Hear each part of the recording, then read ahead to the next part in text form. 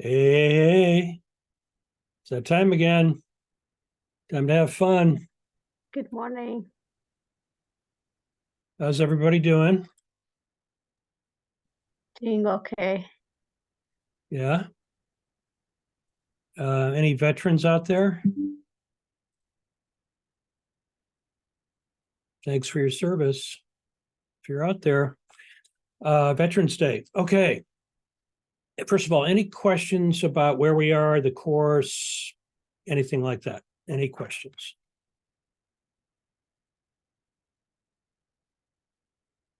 Nope. Okay.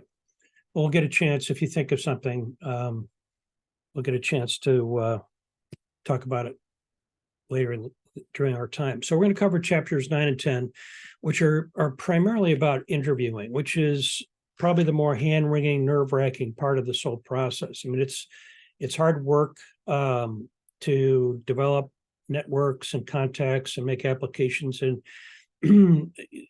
after all that work, you suddenly start to get an interest and maybe an opportunity to do some interviews. So now, what do you do? And it's actually pretty simple. It's not easy, not necessarily hard, but it's simple, meaning that the process of doing well in interviews is pretty simple. Now, a lot of your ability to do interviewing well is going to come from practicing. So one of the things I'm going to suggest today is that you make applications to jobs that you don't want. Get onto Craigslist, look for a job opening. It could be Starbucks, it could be Fred Meyer, it could be a retail job, Burger King, but you don't want that job. Now, the purpose of this is that you need to get in the habit of beginning to experience the structure and formality of job interviews, because after you've done 2, 3, 4, or more of these kind of jobs interviews you don't need, you'll be much more confident, better prepared for the interview that you really do want when you have the opportunity to interview. So let's go ahead and look at the first chapter, which is Know the Interview Essentials. So we're going to talk about what's the basics of this. It's actually pretty straightforward. Let's see. So we're going to cover chapter 9 first. So I'm assuming everybody can see that. Know the interview. Yes. Okay, thank you. All right. So let's go ahead and this is part 4 of the textbook's process of being successful at your career journey. So the goals, shining at interviews. All shining means is what I want to caution everybody is that it's not a performance. In other words, this is not you on stage pretending and taking on a role and trying to remember script and like a scripted performance in a play, for example, or acting out. It's not that. What's really important here is to, again, we go back to the first week we talked, which is really understanding and knowing yourself well, so you can be authentic and honest. That's the best way to approach this. But being authentic and honest, you still, the employer is going to do the interview, expects you to be prepared. And the preparation you go through from the employer's standpoint for the interview is not to shine or to perform or to be memorable in that sense. Your role, what the expectation of the employer is you're going to help me. If I'm the employer, you're going to help me understand who you are and how you can help me with this job opportunity. And fundamentally, there's 2 questions they're asking. First one is, are you trustworthy? And the second one is, are you competent? In other words, do you say what you're going to do? Do you make promises and keep them? Do you show up on time? That's the trustworthiness piece. Pretty simple. And then the other question is competent, meaning, do you know enough about my business and this position so you can come in and sit down day 1 and do the job? As an employer, what I don't want to know is that you're a good person, you like people, and you learn quickly, because what you're suggesting to me is that you want this job or need this job. And when I hire you, you're going to need me to train you to do the job.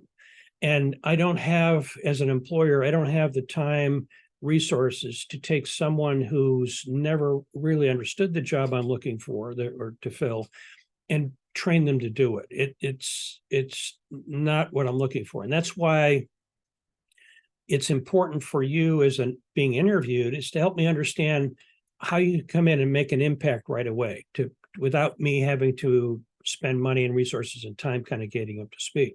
So the goals are in this chapter is learn how to get interviews. So how do you get interviews? What's the process? I don't have interviews now. I've made applications. So how do I get interviews? There are types of interviews. Today, many employers will conduct 2, 3, 4, or more interviews. Some of the first interviews are screening interviews. They're not in-depth interviews. They're kind of a temperature check. And they're trying to reduce the pool of candidates. So it might be a brief 20-minute interview.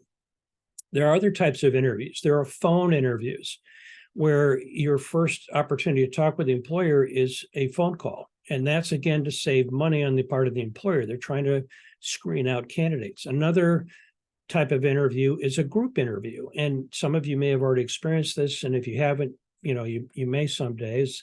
They'll call you and they'll schedule you for an interview, say just Tuesday of next week at 11 o'clock. And when you arrive at the business to go through your interview, you realize there are 8 or 9 other people in the waiting room with you. And at one point at 11 o'clock or whenever your appointment's scheduled, they'll have everybody in the waiting room come into the conference room and sit down.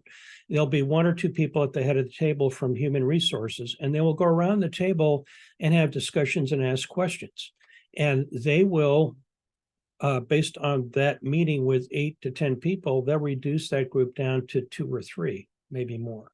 So there are different types of interviews. So you want to be clear with the company that you're scheduling an interview is, what type of interview and what do I need to help you? What's expected? Showcase your personal brand statement. This is kind of a clunky description, but it's what you say to someone who you are meeting for the first time. How do you explain who you are and what you do? And it's got to be concise. If you're not prepared to describe who you are and what you do or what you're aspiring to do, then your response to an employer's question about tell me about yourself becomes a rambling, disjointed, unorganized kind of spiel that you make up on the fly. And it tells the employer, although what you're telling may not be interesting, it suggests that you didn't take the time to prepare and or you're not organized. And they're not going to tell you that, but that's how it will sound. Trying to be authentic and off the cuff and spontaneous, that's fine if you can pull it off, but you really got to think about, what is it you're going to talk to somebody about? Now, there's a PDF on Blackboard that will help you develop your personal brand statement. But in effect, what you want to do is pick 2 or 3 things that you want in your mind. So you want to introduce yourself and who you are. Your background maybe is the second step you put together. And the third one is what you're looking for in an opportunity or how you're going to help the employer. And I just made that up. You can have a 4 steps personal brand statement, a 3-step, a 5-step, but organize it in an outline form in your head so that you repeat it the same time every way. And lastly, manage the interview questions and ask a few of your own. Now, I'm emphasizing here that all interviews are mutual processes. The only interviews that are never mutual processes is when you're arrested and a detective is asking you questions across the table. That's not going to be mutual.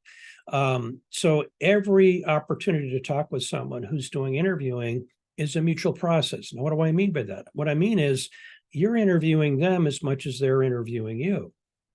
So preparation for your interviews includes questions you have about the company, questions you have about the company's history, questions about the company's mission statement or value statement, maybe questions about the particular job, who held it in the past, why are they not here? You can't shrug your shoulders and say, nope, I don't have any questions, or do something simple like when does the job start and what's the pay rate and what's the benefit package. I mean, those are fairly mundane, routine unimpressive questions. Now, what's good news for you is that almost everyone out there who's doing interviews isn't preparing well, and they're making these mistakes. So if you can prepare for these interviews in the right way, you're going to stand out in a very good way. Part 3, advice from an expert. So this is actually a real person named Lynn. And after initial interviews, Lynn invites the candidates to meet the staff. So Lynn is a screening person from HR. Now, interesting, she's saying that she rejects candidates who don't interact with prospective coworkers for whatever reason. Maybe you're focused on being in the interviewed by the HR person, but when you're introduced to prospective coworkers, are you warm? Are you friendly? Are you inquisitive? Do you make a good first impression? Secondly, don't demonstrate a strong desire for the job. If some of us will think that if being assertive or showing desire for something is not being polite. I should be more humble. I shouldn't be as expressive or direct. Not in interviews. Be direct. Now, if that's not your personal style, that's okay, but don't apologize for being there, taking up their time, thinking that that's polite and complimentary and good etiquette. It's not. These people who are interviewing you have to make a decision, and you've got to help them understand that. And part of their kind of filter here is, are you enthusiastic? Do you want this job? I mean, you may be very well qualified, but if you're not, you're kind of like, yeah, kind of interested, you're going to be dropped out of the process. If she's impressed with more people than she can hire, she saves the applications for later. Now, that's another thing to remember. As much as you're doing interviews with companies, and those that are not offering to interview you or interview you and drop you out of the process, you should stay in touch with those people. You've invested, and they've invested time in you. They've collected your resume. They've done background checks. Keep in touch with them. You might have been the second ideal candidate or the third ideal candidate. Well, someday going forward, there'll be a vacancy where you become the first candidate, and that company already knows who you are. They've got notes on background and interviews. So what's important here is that you should do that when you're doing an interview, but the company is doing that. They're collecting information potential job openings in the future. And it's something that would be good for you to get in the habit of doing. Another advice from an expert, Aaron's a management consultant, an entrepreneur. He says you've got to put yourself in the shoes of the interviewer and identify the key competence triggers they're looking for. So what does that mean? It means that the person doing an interviewing you is charged with helping fill the position. What are the 1 or 2 or 3 key criteria that they're looking for? Now, one place to discover that would be to look at the way the job is posted. Typically, the things that are most important are at the top of the job requirements or expectations, and focus on those, because that's where you can begin in a discussion with the interviewer and help them understand how you can help solve those problems. Getting in the interviewer's shoes is empathizing. Sometimes the person doing the interview has done 10 interviews before you. They're exhausted, they're tired. They tend to be robotic. They want to get this over with. It's the end of the day. That's not fair to you, but that's the reality. So, have your antenna up. One of the things that you have to learn to do when you're doing interviews, and it's a natural habit we all make, is that when you're meeting someone for the first time, you tend to put all the focus on yourself and not the person you're sitting across from. So you tend to look, is my clothing straight? Is my breath okay? Is my hair, I don't have a problem with that, but somebody might have a hair. Does my hair look all right? Am I distracting? Am I not, what's the first impression here? So, and the way I make this point is that a lot of you have been to parties and celebrations with family and friends, and everybody's experienced this. And I'll just walk through a story or an example of the point I'm trying to make here. I'm at a party, a lot of people, a lot of fun, a lot of laughter. Someone's home, might be Thanksgiving, and I'm at the table getting my plate of food. And someone comes up to the side of me who I've not met before. And a friend comes up behind me and says, Steve, I'd like you to meet Frank. Frank's the one that's walked up to the side of me. And I look at Frank and I say, hi, Frank, good to meet you. My name's Steve. We shake hands, have a little bit of small talk while we're gathering food. And then at the end of the table, we part ways. I sit down and eat. Frank goes off some other place. Later that night, as I'm engaged with people and talking and having some fun, I look across the room and I see this person who I met at the table, the food table, and for the life of me, I couldn't remember his name. Have you ever been introduced to someone in a hallway at a meeting and you exchange names, you have some small talk, and then you can't remember their name? Well, what's happening there is that we're wired to focus on ourselves when we first meet someone. Now that's called dissidence, meaning that I don't see or hear anything that's going on in front of me because I'm much more aware of who I am and what I'm doing. Now, as time progresses, that sense of myself starts to go down and I get more relaxed. In fact, there's a moment in time, and we've all experienced this, where you're having small talk with someone you first met, you've introduced yourselves, and now you're having some small talk. And then it suddenly occurs to you that you're having a conversation with someone and you don't remember their name. You just don't remember it. So understand when this person, Aaron, on the slide says, put yourself in the interviewer's shoes, the interviewer is, for the most part, doing the same thing. So help the interviewer remember your name. When you meet someone for the first time, repeat their name back to them. Make a mental note. John, Frank, that's Frank. Frank, how are you doing, Frank? What, how do you know the people through the party? Frank, so you get in the habit of tying the name to the person. Interviewers, like all of us, like to hear their names. So if you're discussing or being interviewed by someone, and the interviewer is, let's say it's Aaron in this case, I'm going to use Aaron's name in our discussion as we talk with each other. Very important.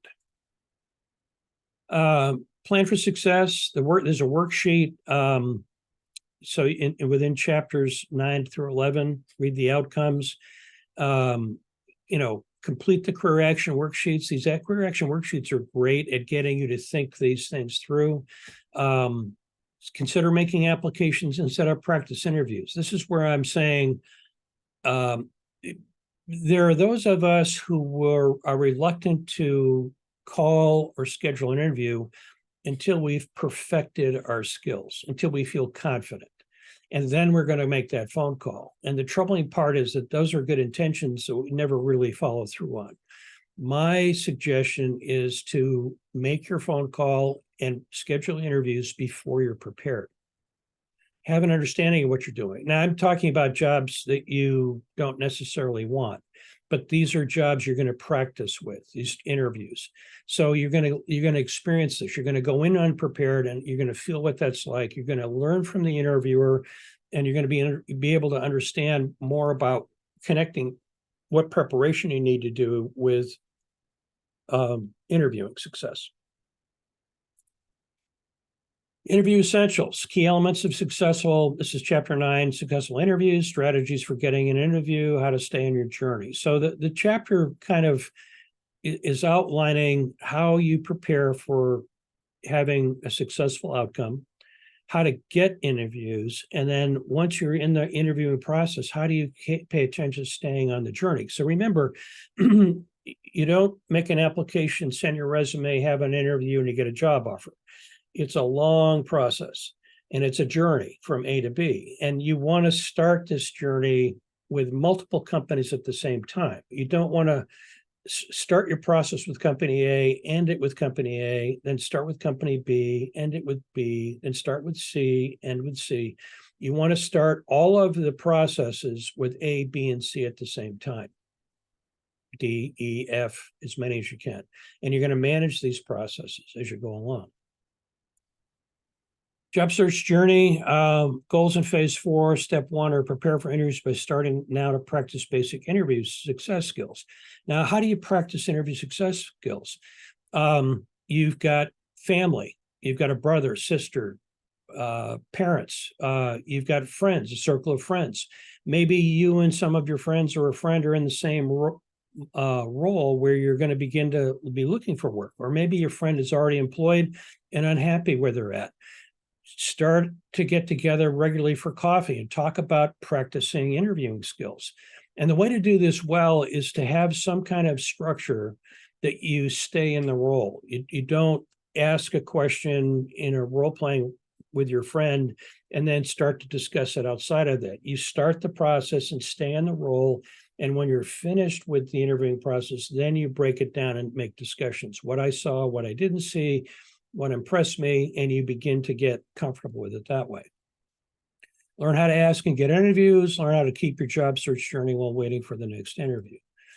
Key elements of successful interviews, your attitude. This by far, oddly, is the number one factor. It's not your resume. It's not how well-dressed you are. It's not how tall you are. Those have implications, but it's your attitude. Do you come in? Are you positive? Are you engaging? Or are you kind of self-contained and defensive and only answer questions that you've been asked? Are you meeting these people both professionally and personally and engaging them? Good eye contact.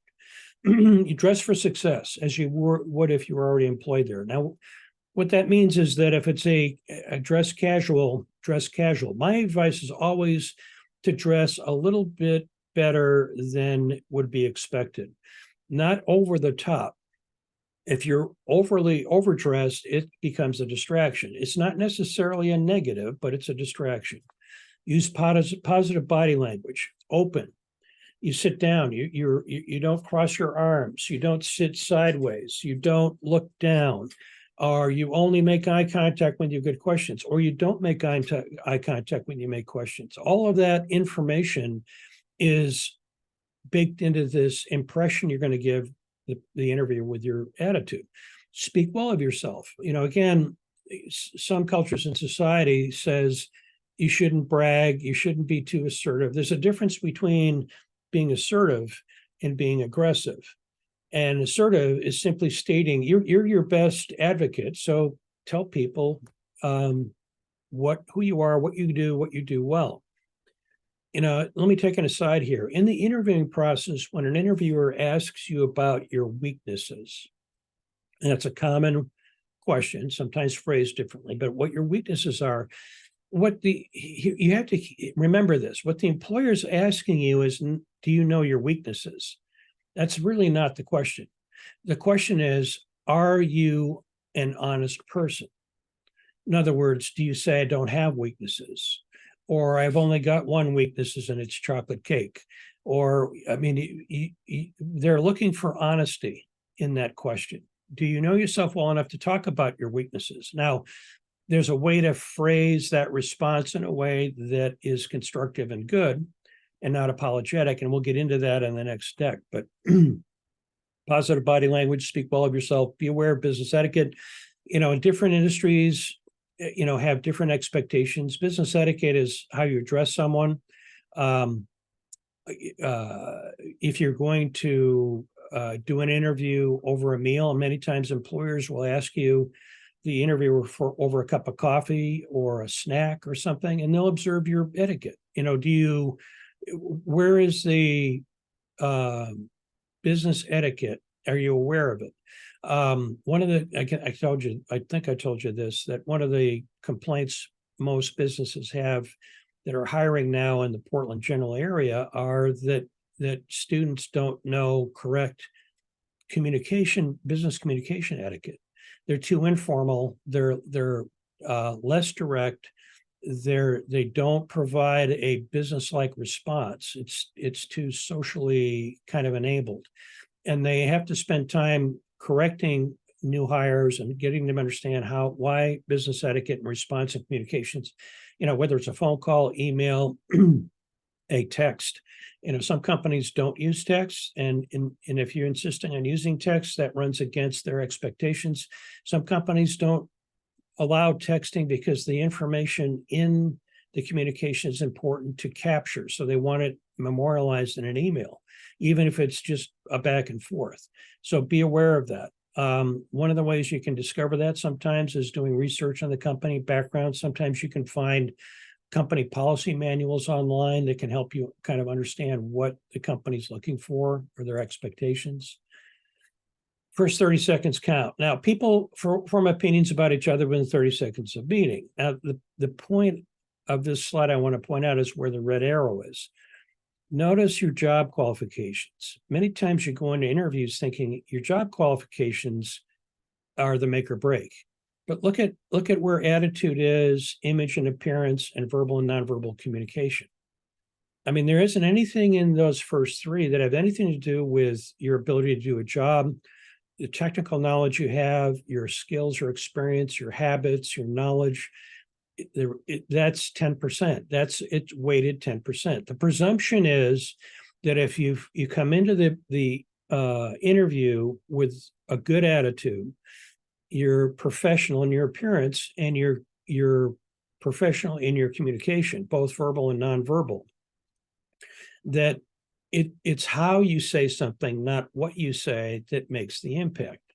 This, again, is why it's important to try to know yourself well enough where you can be comfortable in an interview, because a lot of us go into the interview, again, self-aware, focusing on ourselves, focusing on our crafting answers, trying to avoid mistakes, and it comes off awkward, and it comes off not genuine, not authentic. And you really want to try to be comfortable enough where you can be authentic. When you go in and meet someone for the first time, you should try to get into the practice of avoiding the focus on yourself and being judged, if you will, and try to put all of your focus on the other person, because you know what? Frankly, the other person's doing the same thing. When two people are meeting for the first time, they're both doing that self-aware tactic, and they're not focusing on the communication, what's going on between them. And you don't remember any of the conversation. And in some respects, it's why some people get annoyed later when you're in talking with them, because you're asking a question that they've already answered earlier, but you don't remember. And it tends to come off as an insult, that you're really not interested in paying attention to what I have to say. And that's not the case, because you're not adequately focusing on the person who's talking. But interesting, job qualifications count only 10% in that first impression. First impressions, image and appearance count for as much as 25%. It's the dress, the neatness, grooming, handshake, posture, facial expression, eye contact, energy, enthusiasm, voice qualities. The good news, you can control all these things. Your dress doesn't have to be, new. You don't have to go out and buy brand new clothing. You can clean and press the clothing you have. That's fine. It doesn't have to be something that you invest in, although some jobs, higher level jobs, sure, maybe it's important to have a fresh, new, clean shirt or blouse, maybe. But I'm talking upper management, those kinds of expectations are much different. Key elements, your attitude, number one factor. So concentrate on being likable. Now again, the job isn't to be liked. That's not what you're trying to do. Don't try to work hard on getting people to like you. Be likable. What does that mean? That means that you're engaged, you're responding to someone in kind, you're interested and curious about the other person. That makes you likable. Asking questions about them, their background. How long have you worked here? I mean, the interviewer. How long have you worked? Have you been in HR your whole career? What do you enjoy most about this particular company working here? What do you enjoy least? Project an air of confidence and pride. A lot of that comes from being comfortable. If you think about, if it's Friday, if tonight you're going to go join a few friends at a restaurant, you don't practice in a mirror what you're going to say to your friends. You don't pay attention to how you're dressed typically. Basically, your friends accept you the way you are. They're non-judgmental, and you go in there and you expressing an interest in other people and what they're saying. Demonstrate enthusiasm, demonstrate knowledge and interest in the employer. The way you do that is that you start to within the job interview, mention things that you've discovered in the research about the company. Don't go in knowing the job qualifications and the title only. Find out about the company. How long has it been around? Who's led the company? What are the issues the company's had? What's general reputation? What are things that are interesting about the company from a value standpoint? Its competition. Who are they competing with? All of that. Their products, the innovation. Try to perform your best at every moment. The point I would make there to caution is don't try to be somebody you're not, because if they hire you based on your acting out a role, they're going to expect that person to show up for work, which means you're going to have to work very hard at pretending to be somebody that you aren't. Understanding that interview is two-way street. Again, I'm saying don't forget that you're supposed to be prepared to ask direct questions of the interviewer. And you can ask questions to confirm things. The company's been around for 27 years, correct? Has the company had 17 presidents in the last 10 years? Correct. Why is that? Why has there been so much turnover at the top of the company? Why did the company acquire XYZ? Why did the company divest itself of ABC? What was causing the financial problems 4 years ago for the company that they had to work through? Remember, you're trying to interview and qualify the company. You're not trying to badger, beat, or try to force a balance in the conversation. You're going to pledge 8 hours a day or more, 5 days a week for years, and that's a big part of your life. You want to be doing it with a company that makes a good connection with you. So concentrate on being likable, project an air of confidence and pride, demonstrate enthusiasm, demonstrate knowledge and interest in the employer, perform at your best every moment, understand it's a two-way street. Very important. Dress for success, wear business clothes, a bit more formal. What this is suggesting is not overdressing, but dressing a little bit more than what would have been expected. One of the things I can tell you that seems like an odd suggestion, but of all the things you would do to prepare to be dressed for the interview, one of the more important ones is cleaning and polishing your shoes. You'd be stunned at how much attention someone pays to your shoes, because it's an indication of what you pay attention to, what you care about, whether you're someone who understands the importance of maintaining your clothing. I mean, it's a reflection of you. So don't walk in with beat up, scuffed up shoes that haven't been polished in a long time. Spend some time getting them up to speed. Don't try to make a statement with attire. Don't overdress. I mean, I'm talking, it could be the particular clothing, it could be jewelry. Try not to overdress, be neat, clean, and unwrinkled. Again, you're trying to make sure the interviewer pays attention to you and isn't distracted. And the distraction can be negative, the distraction could be positive, but you're trying to make sure that it isn't interfering with you connecting with the interviewer. Avoid clothes that are tight, revealing, show skin. No gym clothes unless it's a job at a gym. Avoid offending with political religious text or images. And unless you're asked directly if it's some kind of criteria that they want to know about, it's like Thanksgiving coming up. These are two topics that are good to try to avoid, unless you're feeling convicted or compelled about it. One of the things I would suggest here is also check your social media postings. Any associations, any statements you make, any affiliations you make are all going to be reviewed by your employer. And you just want to make sure that somebody isn't inadvertently assigning an impression to you that isn't correct or true. Body art, that depends on the employer. Some employers today don't care. I mean, if you're going to be a barista at Starbucks, you're kind of expected to have tattoos. And if you're not sure, then it's best to kind of play it down, cover it up. Positive body language, it's louder than words. It is. you can sit there. In fact, one of the more profound ways to communicate with someone is to not talk. You ask the interviewer a question about the company, and they're struggling to answer it. Don't jump in and bail them out. Sit quietly, let them work it out and figure it out. And you'd be surprised at how many times interviewers aren't prepared for your questions. And those questions are important. They're, again, it's not a game. Appear relaxed, be well rested and alert, eat light.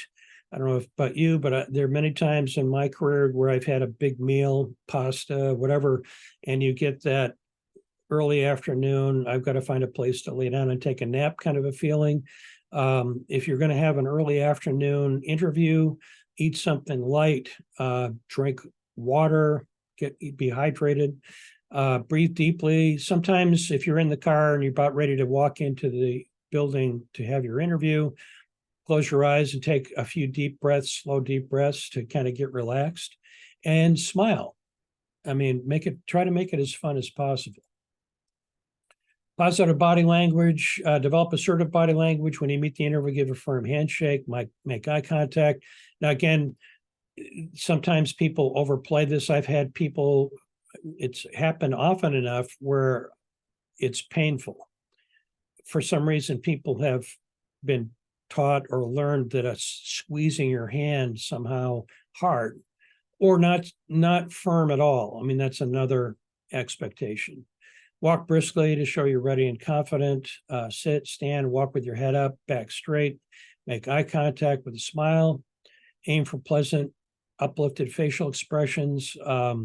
Don't fidget. Watch the interviewer's body language and subtly mirror it. So, I mean, the interviewer is going to be wanting to make a good first impression as well. So just observe what they're doing. It's kind of interesting. If you can get comfortable in this process, it's a very interesting experience to be able to focus fully on the interviewer, because you pick up all kinds of information. If you're not fully engaged and observing the interviewer, if I'm spending half my time worried about what I'm going to say and when I'm going to say it, I'm going to miss information from the interviewer, body language, eye contact, the way things are emphasized. I may even be asked a question that I'm not sure about, but I'll give the incorrect answer to. So many times in the interviewing process, you want to clarify. One of the ways to kind of give yourself a chance to respond to a question is to repeat the question back. So, for example, let me understand. You're asking me what my number one weaknesses might be in a work environment. Is that correct? It gives me a little chance to think it through. Develop assertive body language. We went through this slide. So let's go ahead on to the next one. Speak well for yourself, make a strong case for yourself, get information you need. It's not how you say it, it's what you say. So it's how you say it. So just be sure. I mean, the what you say gets attention if you're using poor grammar, or you're not being attentive for clarity in your communication. How you say it, an energetic, pleasant voice, modulate your voice, don't slur your words, use positive words and phrases, use proper grammar. Again, you don't want to be overly dramatic. You don't want to lean forward in your chair and stare them in the eye and just say, guess what I have to tell you? That's a little over the top, obviously. What you say, greet the interviewer by name, state your name, the position you're seeking, emphasize how you fit the job. Again, you're trying to help the interviewer understand why you're the best pick for the job.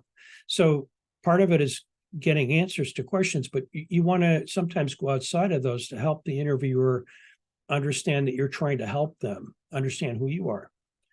Keep it businesslike, concentrate, compared with stories. One of the best ways to express your personal brand statement is, instead of itemizing things, is to tell a story. Tell a story about how you handle a circumstance, how you led a group, led a project, were successful in something, or maybe you failed at something. You can tell the story about working at company X, and it was in January of whatever year, and when there were 4 people involved, 2 people weren't engaged, and it was a little bit of a challenge to get the group to perform and deliver on the deliverable they were charged with. You start into that discussion as a story. Concentrate, compare, and emphasize your strengths, even if you're discussing an error you made. Sometimes being clear about your weaknesses actually becomes a strength, because you're actually self-aware and understand that weakness and understand how you manage the weakness. Don't lie, obviously. Don't stretch the truth. Be ready to say why you left your previous job if asked. Most of the time, many times it's layoffs, so it's not personal. And focus on your goal. Now, the interesting thing here, I'd have to ask you this, Olga and Loner, Luis, if you had an interview this afternoon, what would your goal for the interview be? And so you want to think about that. Now, it's not adequate to say, well, of course, my goal is to get the job offer. Well, it's unlikely you're going to get a job offer during this interview. So what other goal could you be focused on? Well, one goal could be to do well enough in this interview to be asked back for a follow-up interview. That's a good goal. Or another goal might be to ensure that I make it clear about my skills and background and how they can be successful for this company. That could be the goal. You don't want too broad a goal, like getting the job. It's pretty much, remember, it's a journey. So there's another step or two or three or more here. And it could be getting a follow-up interview, could be getting a chance to tour the plant. Make the goal pretty measurable so that you can focus on the interview. What you want to think about is, when I walk out of that interview, what do I want to walk away with? Do I want to feel good about the process of giving them information when they can make a good decision, which is really a good goal, helping the employer make a good decision. In fact, somebody might say to you, why are you here today? And you're there because you have an interest in the job and you want to help the employer make a good decision. Nobody's telling them that, but that actually is frankly very true. And that could be a very good goal, one that you might want to express. Sound impressive by sounding prepared. Impressing people isn't, articulating language, storytelling, as much as it is being prepared. You don't have to think through and choose your words carefully. You're already ready to kind of express what information you want to express. Identify yourself, explain why you're calling. This is a phone call.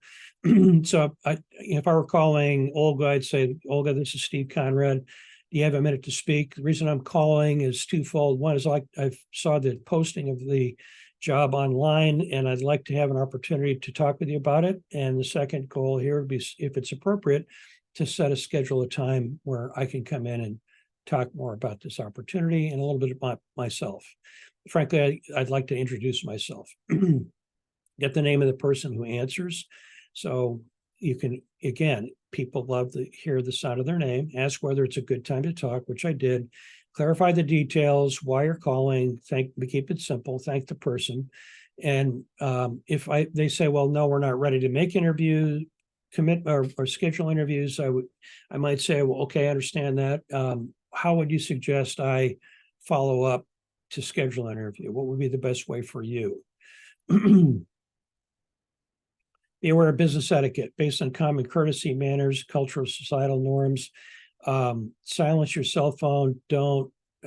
Again, this is a test of whether you're serious about this job and prepared for it. Use good table manners if you're going to go to eat a meal or a cup of coffee. Your behavior shows how you might treat customers and clients, how you engage other people in line, where you sit, how you sit down. Brush up on international etiquette as needed using the internet. Sometimes, there are many export-import companies in Portland and Seattle. Many of them hire people from diverse backgrounds with different language. Some can speak 2 languages, 3 languages.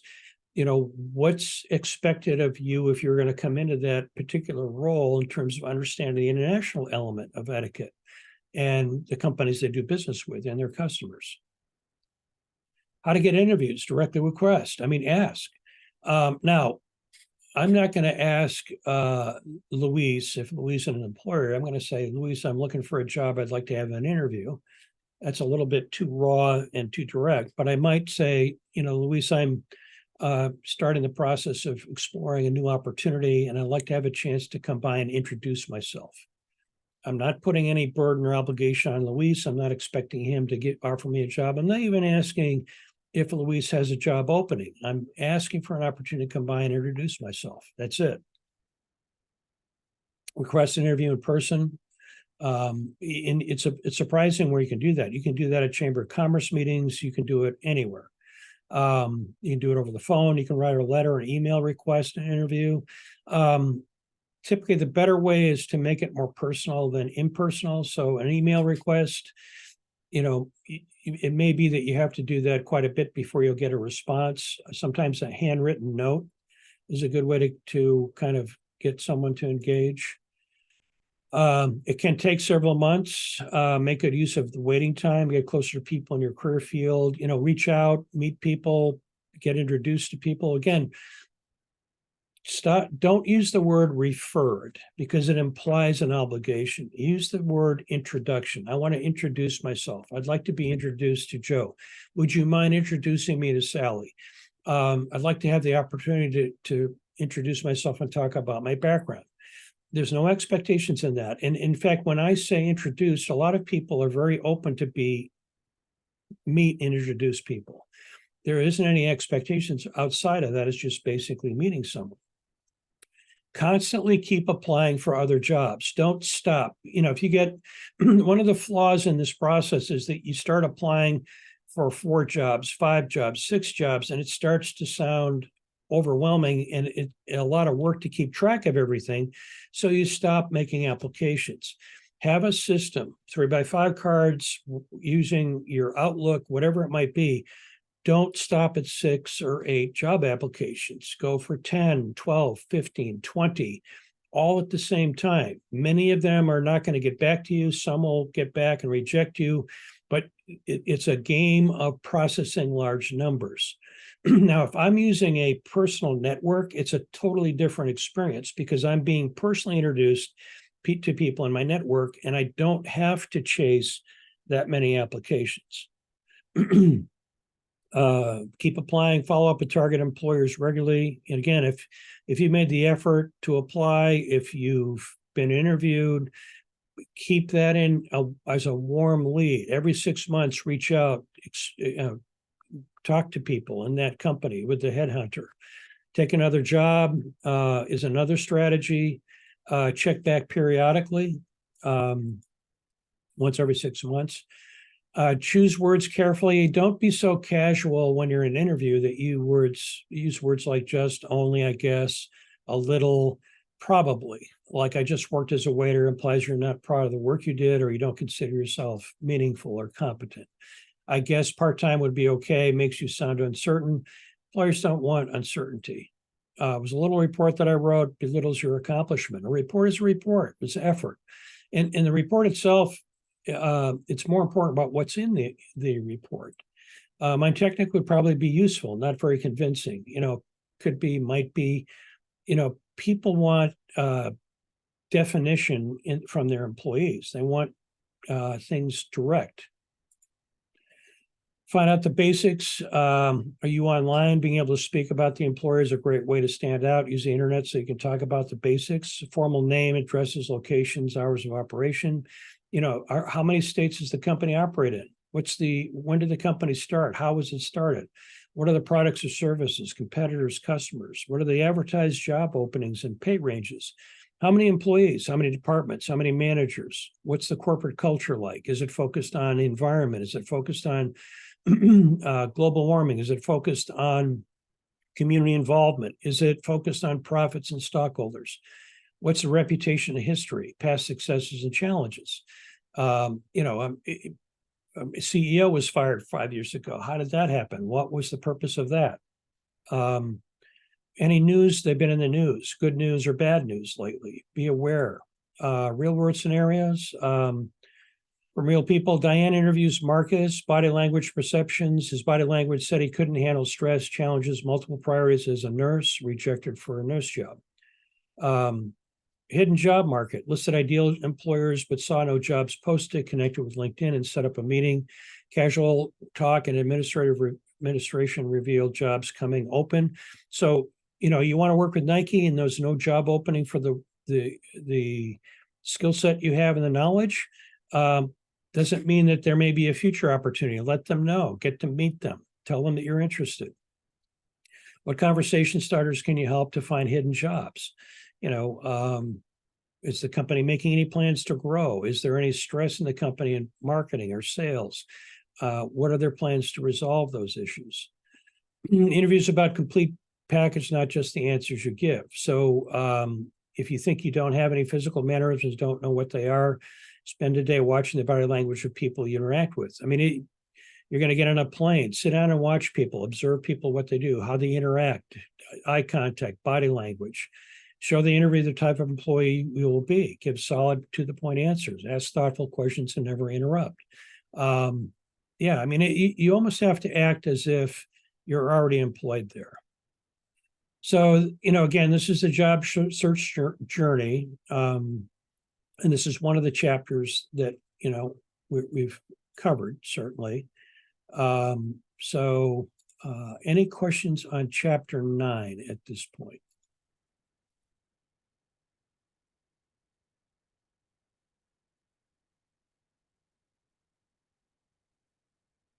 Is this making sense? Is this helpful?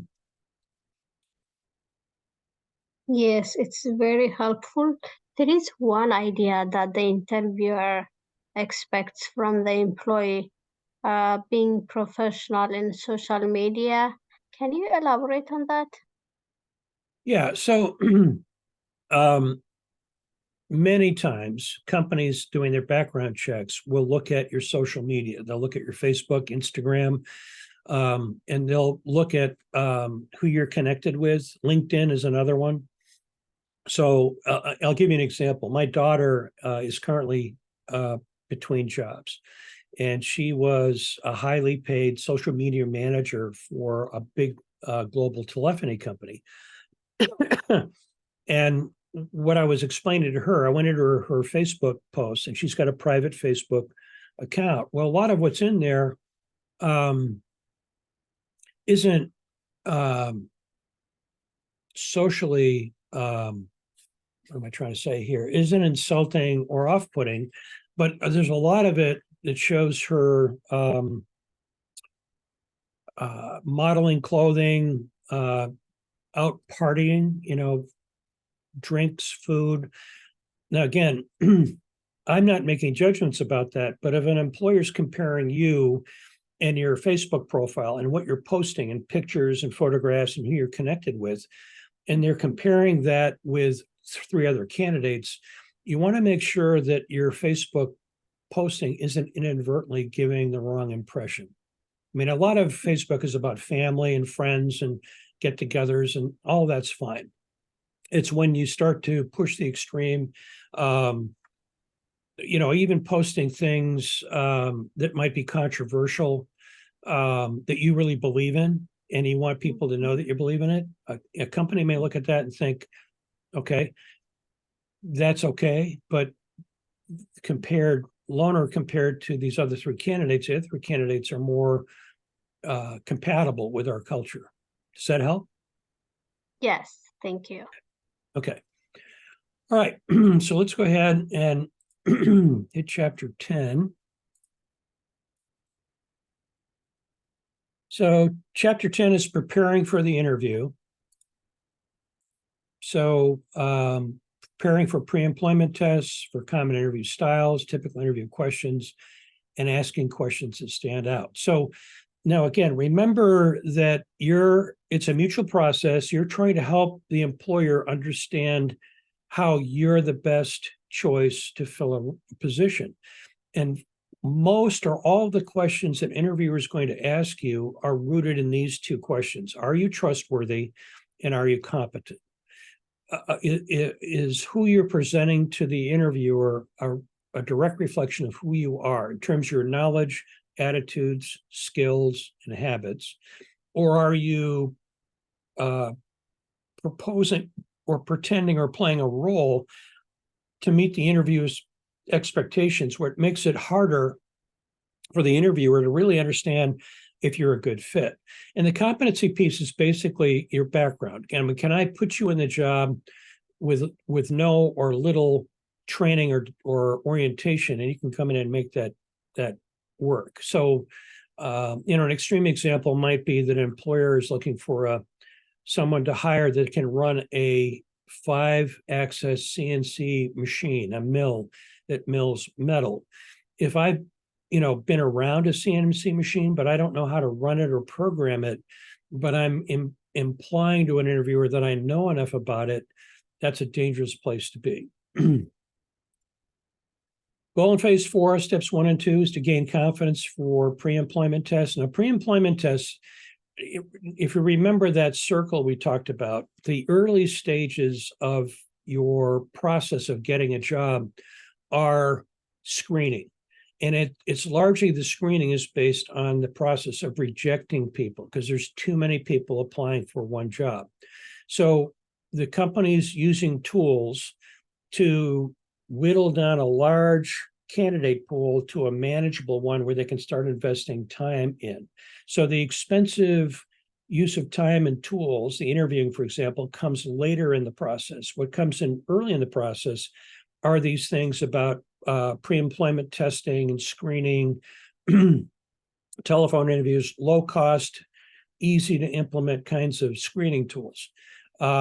So you want to gain confidence for pre-employment tests. Some employment tests, now this is unique to me in the job I was applying for. This is maybe 3/4 through my career period in the private sector.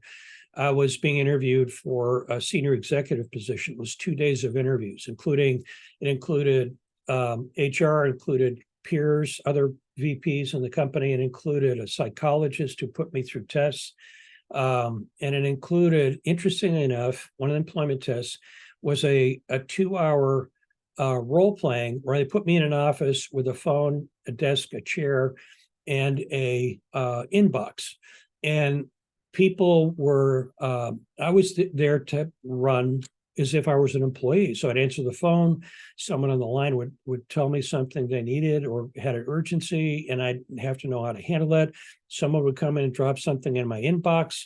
I'd have to process that. One of the more bizarre things that they did, and I got the job, by the way, but at one point during this 2-hour period, a person who was acting this out was an employee who reported to me, and they came to my doorway really, really upset, angry, fuming, and in trying to understand what the employee was mad about, I discovered that he had just learned that his wife was having an affair with another co-employee at the company.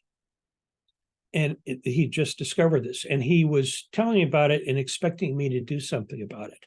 And about the time I understood what the issue was, the employee who was having an affair with this fellow's wife walks down the hall into the doorway. So here's the person who's discovered his wife's cheating and the person who his wife's been cheating with, and they're standing in the doorway. And now they're raising their voices. They're about to get into a fist fight. What do you do? Now, I had no idea. There was nothing I could have done to practice and prepare for that moment, except to really trying to understand how, what to do in those circumstances and do the best you can. Anyway, learn how to ask questions in interviews. Asking questions is one thing, but asking really thoughtful questions is another, and you don't need a lot. Frankly, if you have 2 or 3 really good questions, generally speaking, one good question will take up a lot of time getting discussed. So you don't have to have a sheet of 10 questions because you won't get through them if they're really good questions. Prepare for pre-employment tests. These are the tests that you're going to see early in the process. Sometimes there's a personality test. Sometimes this is done on the website online. There's a skills test where you review and practice your skills. Sometimes you're brought in to complete a work experiment. So in my example of a 5-axis CNC machine, they might invite me back to stand next to the operator of an existing machine and to talk with and discuss with that operator how the machine works and how I might work it.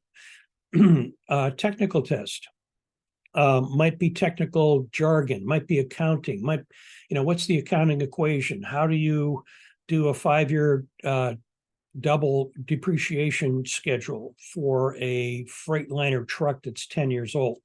That's a technical type test. If you're in accounting, a bookkeeper, payroll, accounts payable, accounts receivable. What's a log, expense log? How are those entries made? Computerized test, meaning one of these types. Many times employers now will have a company create an animated test for you to take, where they'll introduce a character or 2 or 3. They'll express the circumstances, and then they'll have a conversation between 2 of the characters, and then they'll ask you what the correct answer is, and they'll give you multiple choice. And you have to answer the question. And if you get it right, you move on to the next scenario. If you get it wrong, they explain why you got it wrong. Drug screening test, very common. Almost expected. In fact, many of these are done arbitrarily before you know it. I mean, they're not planned. They'll come in. If you're employed there, they'll come in one day and they'll say it's time to go get a drug test. And they'll drive you over to a testing center to get drug tested. Urine specimen, blood tests, whatever it might be. If you're an applicant, they'll almost always do some kind of screening drug test in the process.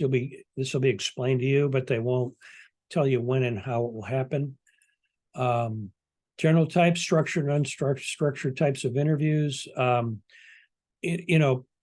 Adapt your approach to the interview to the structured, unstructured nature of it. Be prepared, focus on why you want to work for this employer. Know that, why do I want to work here? Be professional, courteous, friendly, be factual in your answers, be brief yet thorough. If you need time to think about a question, avoid using repetitive phrases to buy time.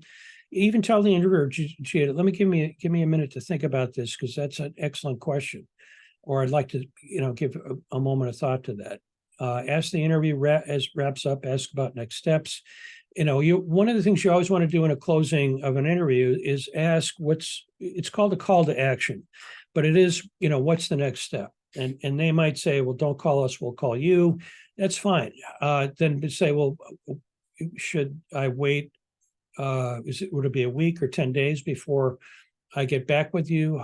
What's the expectation? You want to get clear on that. And that's a fair question. Common interview styles. There's a screening interview. These are usually quick, short. They're direct. They're up or down, yes or no. Computer-based are a little bit more involved. Typically, those are objective, meaning true and false or multiple choice.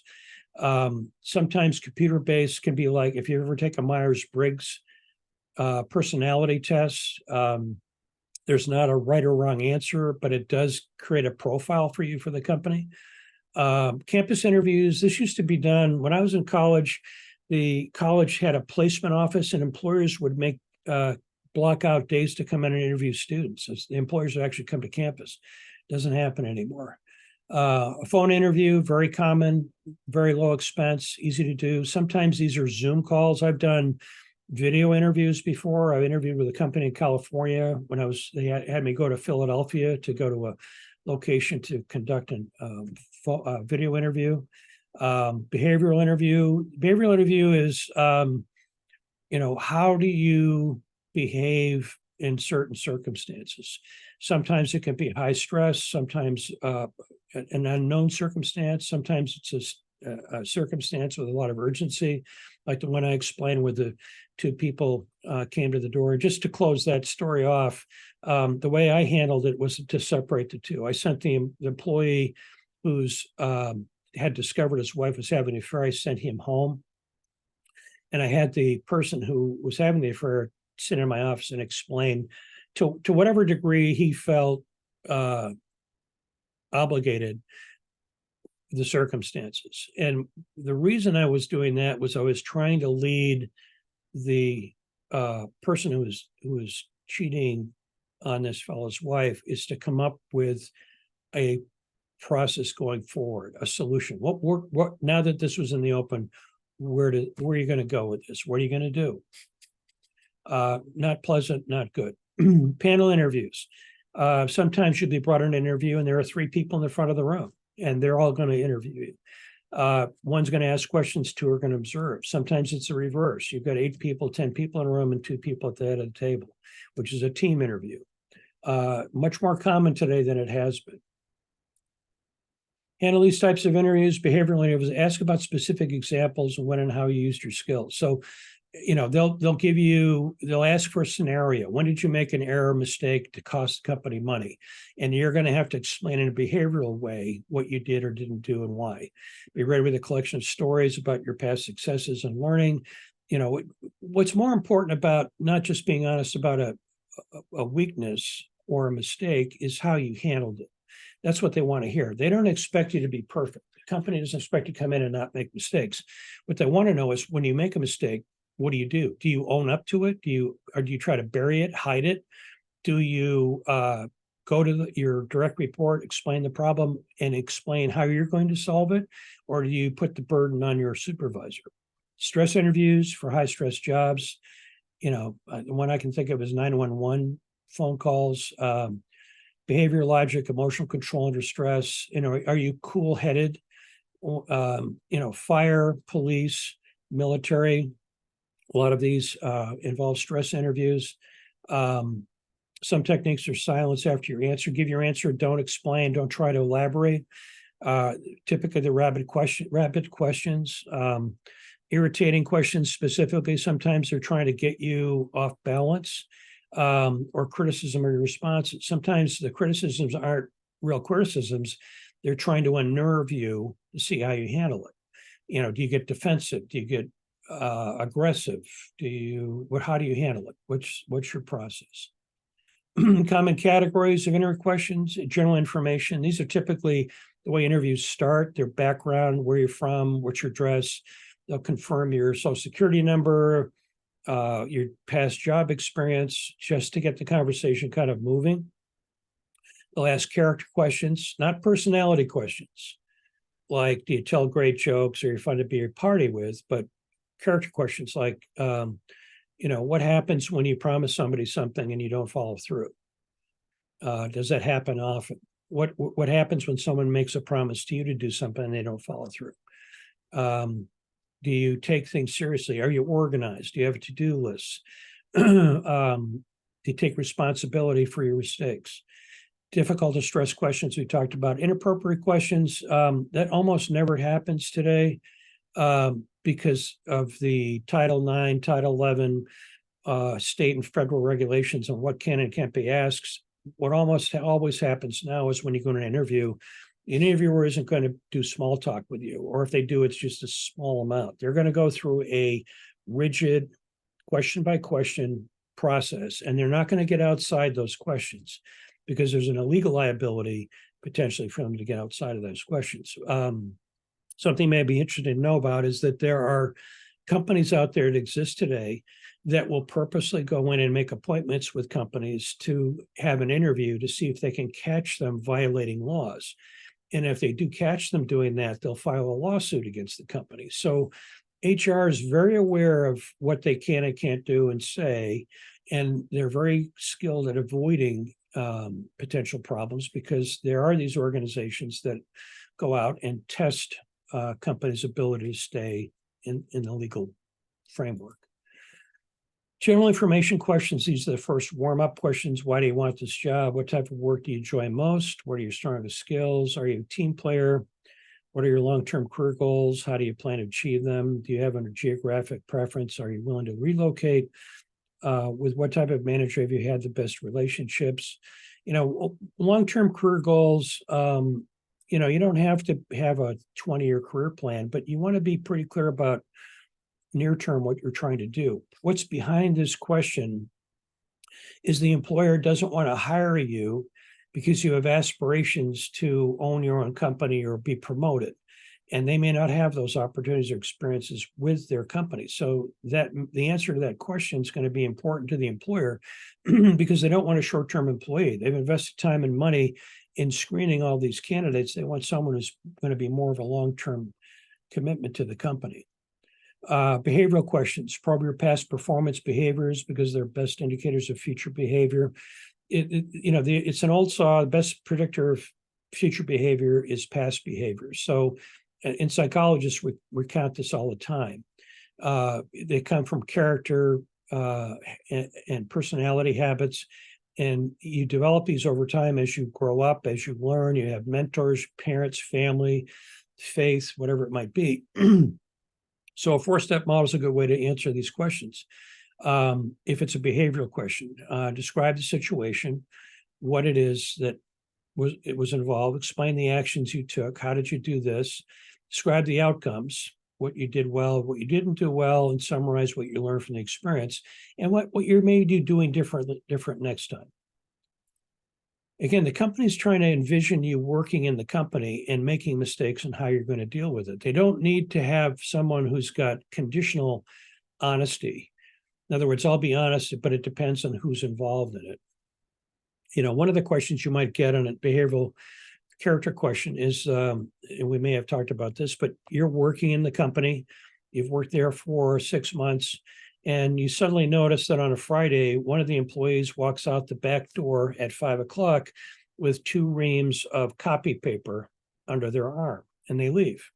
And this has been going on every Friday for the last 3 or 4 Fridays. The question I have for you is, what do you do about that? 1, do you ignore it? 2, do you go to the supervisor and raise it to your supervisor's attention? 3, do you confront the employee and just say, why are you taking reams of paper out of the building at 5 o'clock on Fridays? Or maybe the 4th one is, well, if somebody's getting 2 reams of paper, I'm going to get my 2 reams. So at 5:05, you grab your 2 reams and walk out the door. How do you handle all that? Tell me specifically about a time when you worked under great stress. Describe an experience when you dealt with an angry customer. How did you handle it? Give me an example of your ability to adapt to change. Explain what problems you have encountered and how did you overcome them. One of the interesting stories about an experience you dealt with an angry customer is there's a book that was written years ago, The Nordstrom Way. And there's a true story in the book of Nordstrom's flagship store in Seattle. A fellow pulled up out front, parked his car, went to his trunk and pulled out a bag of snow chains for his car, brand new snow chains. Walked into the front door of Nordstrom, went to the back to the customer service desk, plunked the tire chains on the counter, and told the person in customer service that he wanted his money back. It's about as weird as you can imagine. I mean, obviously Nordstrom doesn't sell tire chains. And what was this guy thinking about coming into Nordstrom's? Well, the customer service person could have had a whole bunch of different reactions. One, they could have pointed at the person and laughed and say, get the heck out of my store. They could have said, we don't sell tire chains. I'm sorry, you'll have to go somewhere else. What the story was, this is Nordstrom's emphasis on training their employees to be customer-centric, is that the person behind the counter in customer service asked the person to have a seat. They took the tire chains, went down the hall, out the back door, and down the street to the Les Schwab store, exchanged the tires for cash, and came back to the Nordstrom's counter and gave the cash to the customer. Now, who is that going to get a customer for life? Nordstrom's? No. But it's an example of how Nordstrom's wanted their customer service people to think. Kind of an interesting story. Character questions, common examples. How would you describe yourself? And this is where you've got to have this personal brand statement kind of down. It's not, you don't want to risk just kind of blurting something out. I'm tall, handsome, jump tall buildings in a single bond. I'm faster than a locomotive. Yeah, no. You want to be able to describe who you are. What rewards do you look for in your career? What's important to you? And it's not important, not wrong to say compensation, but, maybe it's fulfillment. Maybe it's having a challenging work environment. Maybe it's having peers that you can relate to and work with. What career accomplishment are you most proud of? What have you accomplished so far? And maybe it's too early to talk about a career accomplishment. Maybe there was something you accomplished in school or in sports or in a volunteer role, something like that. Do you work well under pressure? Some people freeze, collapse. Some people try to escape. Some people try to ignore circumstances, hide. Tell me about yourself. This question can build rapport, answer it effectively. Don't ramble or talk about your life history. I was born in Boston, Massachusetts, and Quincy, Mass, and you go into a 10-minute explanation of your history. No, don't do that. Focus on your qualifications, how the employer would benefit. You're really trying to kind of frame yourself as somebody that could be an asset for the company. Because frankly, that's the way the company looks at employees. Employees are assets. And you want to be an efficient and effective asset for the company. Highlight your positive qualities, personal attributes, your skills. What are your hobbies? What do you like to do in your free time? What kind of training and experiences do you have? After answering, you can ask a question. What would you like to know about my experience, my education, my skills, and activity? Is there anything you'd like me to expand on or clarify? Again, this is that mutual process. You're giving and taking here, and you're really trying to help the interviewer get their job done. Difficult or stress questions. Ask and understand your fit in the company. Answer the way you rehearsed. What would you do? What have you done in the past when you had a stressful situation? How did you handle it? Common stress questions. Why should we hire you?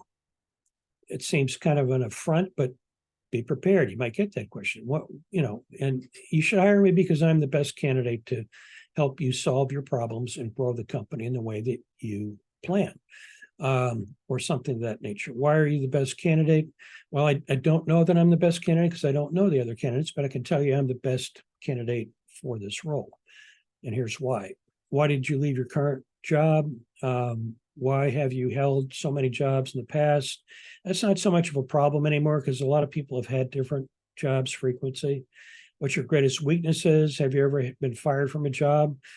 Yeah, you shouldn't be embarrassed about that. Being fired from a job is kind of part of the journey. Now, if you were fired because you were dishonest or doing something like that, that's a different problem.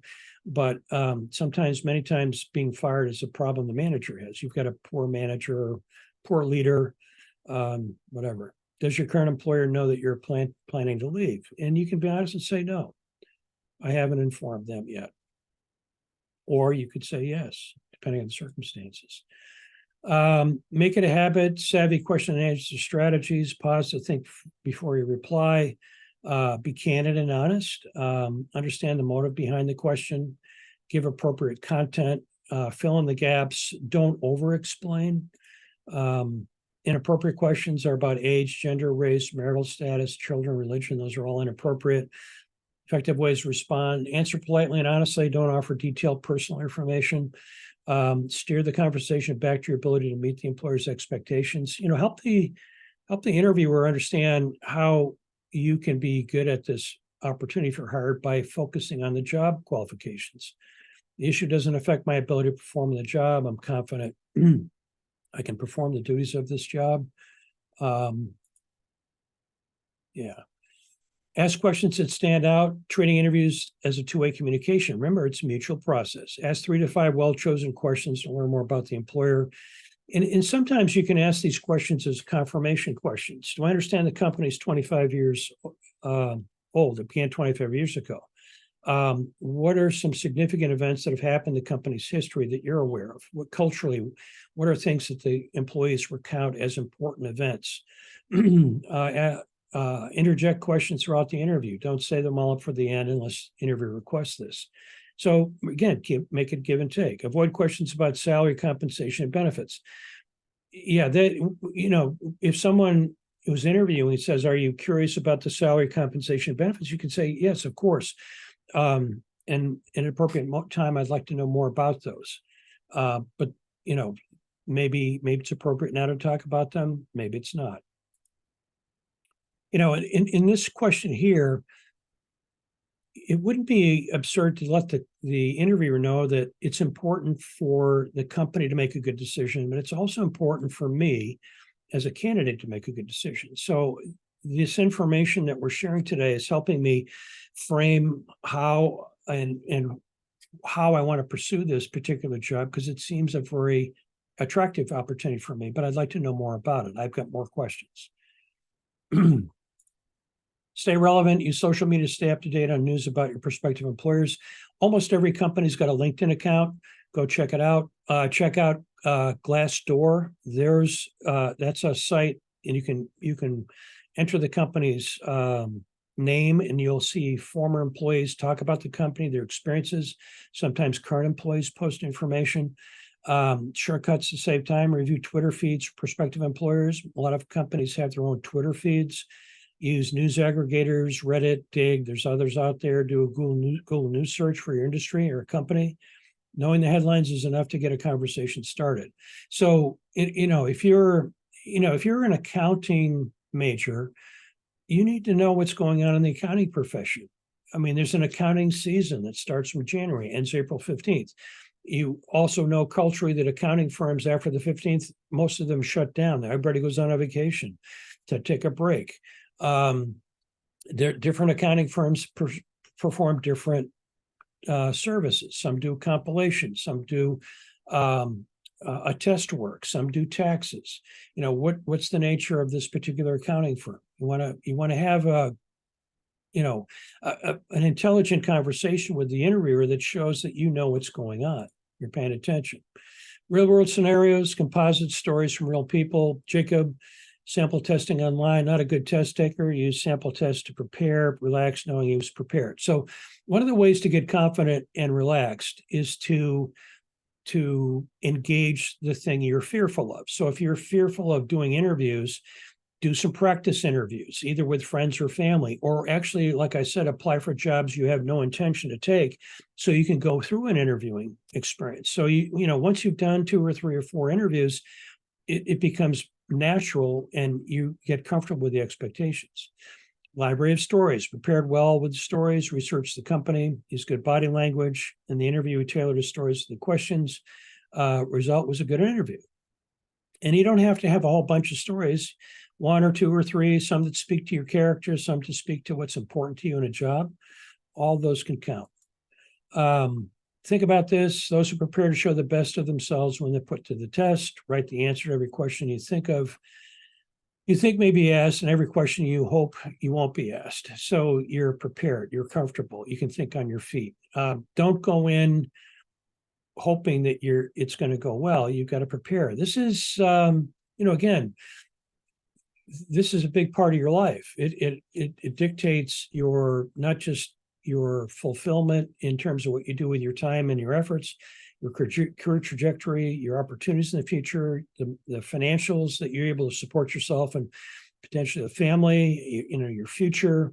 This isn't something to take lightly. It's not like, you're going to do interview after interview after interview, hoping and, crossing your fingers that you're going to get a job offer.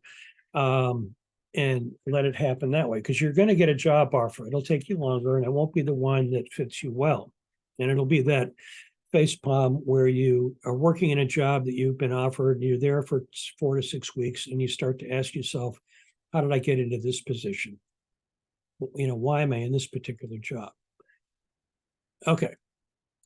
So that's that chapter. So questions?